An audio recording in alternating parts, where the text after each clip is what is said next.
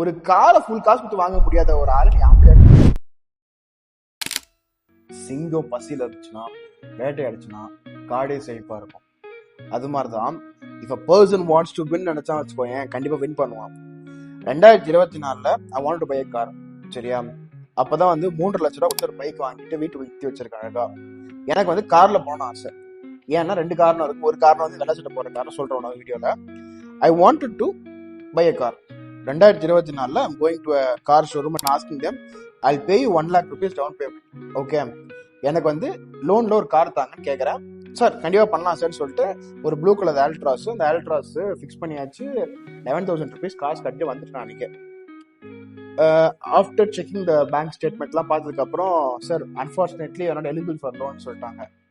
Super. அப்ப நான் என்ன பண்ணிருக்கலாம்னா, கடன் வாங்கி ஒன்னும் எக்ஸ்ட்ரா ஒரு 50,000 கொடுத்தா நீதி லோன் கிடைச்சிடும். லோனுக்கு மொத்தமா எலிஜிபிள்னு சொல்லாம ஒன்னு 50,000 எக்ஸ்ட்ரா கட்ட சொல்றேன். 50,000 கடன் வாங்கி கட்டிட்டு இருக்கலாம். ஆல்ரெடி வாங்குறது லோனு எக்ஸ்ட்ரா கடன் வாங்கி கட்டிட்டு இருக்கலாம், முடியாம இல்ல. அப்ப எனக்கு ஒன்று தோணுச்சு, ஒரு காரை ஃபுல் காசு கொடுத்து வாங்க முடியாத ஒரு ஆளு நீ ஆம்பளையா தோணுச்சு எனக்கு. ஸோ 2025 ஃபுல் பேமெண்ட் கொடுத்து எனக்கு பிடிச்சமான காரை வாங்கணும். ஏன் சொல்றேன்னு பாத்தீங்கன்னா, இன்னைக்கு பசங்க லோன் வாங்கிட்டு இது வாங்குறாங்க அது வாங்குறாங்கன்றதுலாம் ஓகே, வாங்க தப்பு இல்லை. திரும்பி கட்ட வக்கு இருக்கு அவனுக்குன்ற ஒரு கேள்வி. 2வது கேள்வி, முழு காசு கொடுத்து வாங்குற அளவுக்கு கொஞ்சம் க்ரோ பண்ணண்டா, கொஞ்சம் டைம் எடுத்து க்ரோ பண்ணண்டான்றது ஒன்னொரு கேள்வி. அந்த பசி வரும்போது தான் நீ முழுசா க்ரோ பண்ண ஆசைப்படுவ. பசி இல்லைன்னா என்ன பண்ணுவ? ஒன்றும் இல்லைங்க, இன்னைக்கு வீட்டுல பழைய சோறு இருக்குன்னு சாப்பிட்டேன், வயிறு ஃபுல் ஆயிடுச்சு. அடுத்த சோறு நான் ஒர்க் பண்ண மாட்டேன்.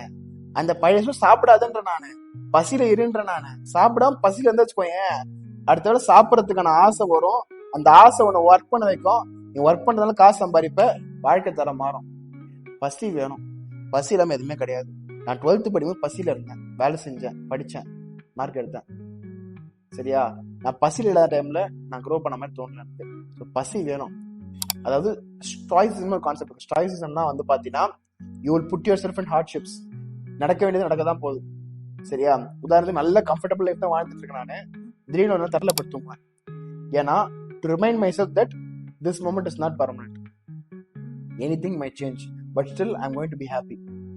Even if everything goes wrong, I will be happy. அதாவது put yourself in the problem, face the fucking problem, deal with it and make money. Make money, every problem will be solve. அவ்வளவுதான்.